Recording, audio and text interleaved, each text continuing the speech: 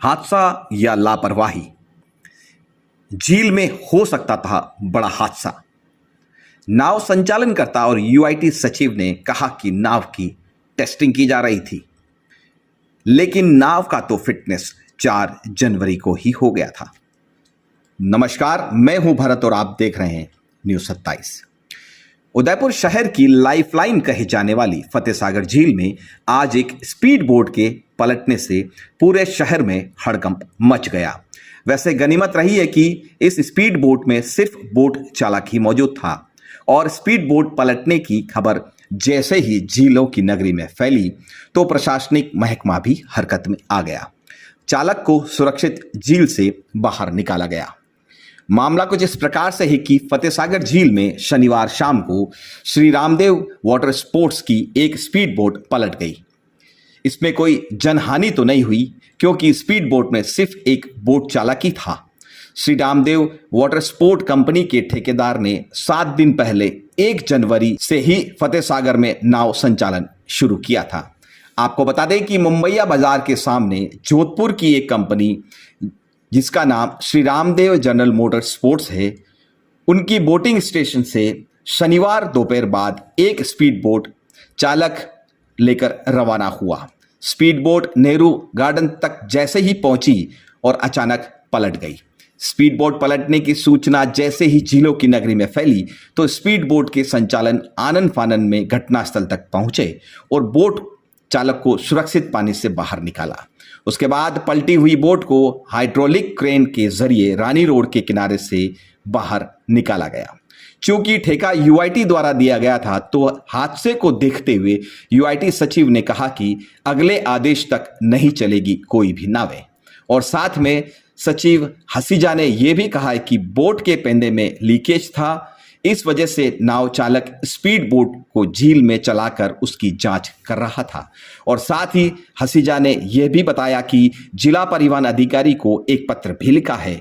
सभी नावों के फिटनेस फिर से जांच कर रिपोर्ट देने के लिए भी कहा है और आज जो स्पीड बोट पलट गई है उसका फिटनेस प्रमाण पत्र को निरस्त किए जाने के लिए भी लिखा गया है। आपको बता दें कि ठेकेदार द्वारा नावों का संचालन सीएनजी से किया जा रहा है। ऐसे में सचिव हसीजा ने जिला परिवहन अधिकारी को नावों में सीएनजी की गुणवत्ता की जांच बारीकी से करने को भी कहा। यह तो था अधिकारियों द्वारा दी गई जानकारी। अब आपको इस मामले के दूसरे पहलू की तरफ ले चलते हैं। जैसा कि आपको पता है कि मुंबईया बाजार के सामने बोट संचालन का ठेका जोधपुर की एक Shri Ramdev general Motors sports नामक कंपनी को मिला है। 1 जनवरी से फतेहसागर में इस ठेकेदार को नाव चलाने का आदेश यूआईटी द्वारा मिल गया था और नाव 4 जनवरी 2022 को 3 बोटों का संचालन करने का फिटनेस और लाइसेंस भी मिल गया था। आपको बता दें कि जो बोट आज झील में पलट गई थी जिसका नंबर RJ27 MB 0389 है, उसका फिटनेस और लाइसेंस तो 4 जनवरी 2022 को ही दे दिया गया था। तो इस बोट की टेस्टिंग की क्या जरूरत रही? वैसे आपको बता दें कि फिटनेस और लाइसेंस बोट की टेस्टिंग के बाद ही मिलता है। तो इतने दिन तक क्या बिना टेस्टिंग वाली बोट से आने वाली जनता और पर्यटकों को झील में भ्रमण करवाया जा रहा था? आपको बता दें कि इस हादसे के बाद बोट संचालन के ठेकेदार और यूआईटी सचिव अरुण कुमार हसीजा सिर्फ यही सफाई दे रहे थे कि इस बोट के पेंदे में लीकेज था, तो उस कारण से बोट में कोई पर्यटक नहीं घुमाया जा रहा था।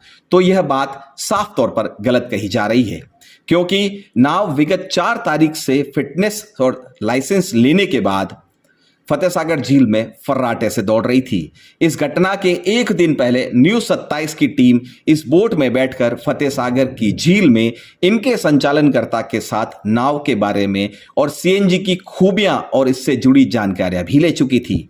तो इस बात का तो कहीं सवाल ही नहीं उठता है कि यह नाव सिर्फ टेस्टिंग पर थी और इसके पेंदे में छेद था। अगर नाव टेस्टिंग पर थी तो फिटनेस देने वाले पूर्व नेवल ऑफिसर राजेंद्र कुमार पंड्या द्वारा इस नाव को फिटनेस किस तरह से प्रदान कर दी?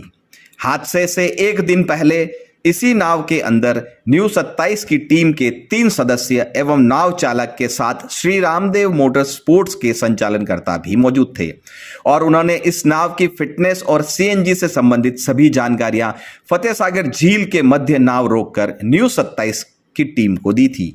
तो यह कहना बिल्कुल गलत होगा कि इस नाव की जांच की जा रही थी और जांच के दौरान यह हादसा हुआ।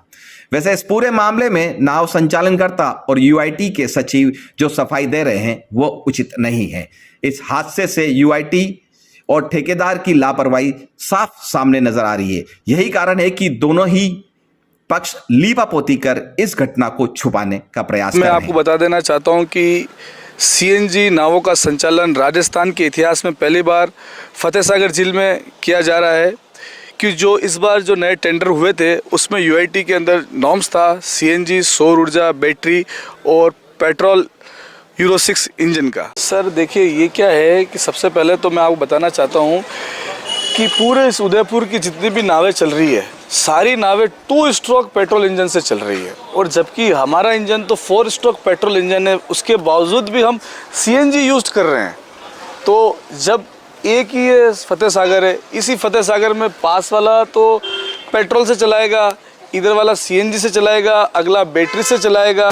जो नियम कानून है वो मेरे लिए भी यही होने चाहिए, तो साथ वाले के पास भी वही होने चाहिए। जैसे अपन घरों के अंदर गैस सिलेंडर का जो उपयोग करते हैं ना, जैसे गैस की टंकी अपनी ख़त्म हो जाती है तो अपन उसको दूसरी गैस की टंकी जिस तरह से फिट करते हैं, जिस तरह से चालू करते हैं, उसी तरीके से ये जब सिलेंडर ख़त्म होने के बाद इसको बाहर निकाल के जो नया सिलेंडर होता है उसको लगाया जाता है। जैसा कि संचालनकर्ता ने बताया कि यहाँ पर मीजो रजिस्टर्ड सीएनजी का इंजन लगाया है जो कि यामा कंपनी का है और जैसा कि आप स्क्रीन पर देख पा रहे हैं ये सीएनजी से संचालित होने वाला 4 स्ट्रोक इंजन है जो कि फ्यूल पेट्रोल बेस है। इसे शुरू करने के लिए कभी कभार पेट्रोल की आवश्यकता लगती है तो कुछ बूंद पेट्रोल या कुछ मात्रा में पेट्रोल डालना पड़ता है, बाकी ये सीएनजी से ही चलता है।